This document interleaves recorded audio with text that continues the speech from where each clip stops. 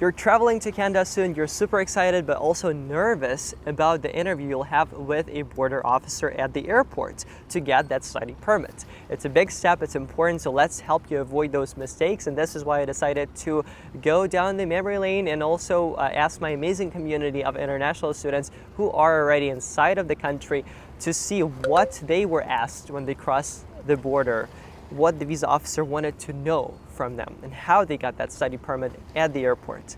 So if you are excited about this video, give it a big like, and please note that most of my community members come from countries like India, Argentina, Peru, China, Nigeria, Bangladesh, and others. So I'm pretty sure if you're from one of those countries, it would be really beneficial for you to watch the entire video. And also at the end, I'll share a specific document list that you'll need to have with yourself so that everything goes smoothly at the airport. Let's dive right into it. Let's start with the basics. What, where, and when will you study? The answers should be pretty straightforward because you might already have those answers.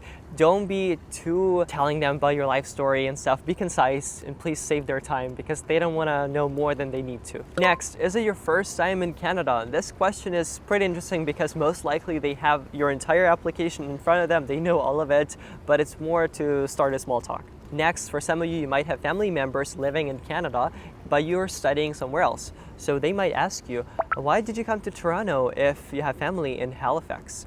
With this, please make sure that you describe why you chose that specific school and how its curriculum is better compared to a school in where your family members live. Something you can say to this is I opted for this school in Toronto because it offers a better curriculum and more opportunities than this school or those schools that they have in Halifax. If you got refused in the past, they might bring that up and ask you, what did you do differently the second time you applied?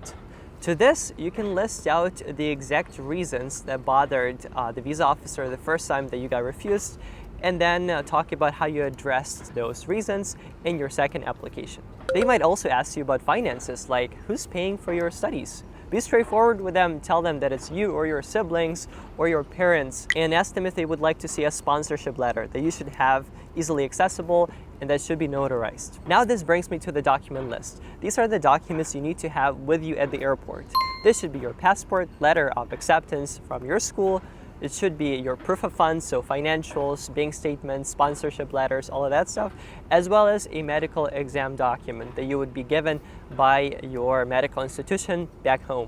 In case you didn't know, my name's Max and I'm building the biggest community of successful international students, so be sure to subscribe to this YouTube channel. Also follow me on LinkedIn because I will soon announce something that will help you in your first immigrant years. I promise that. And I'll see you next Sunday.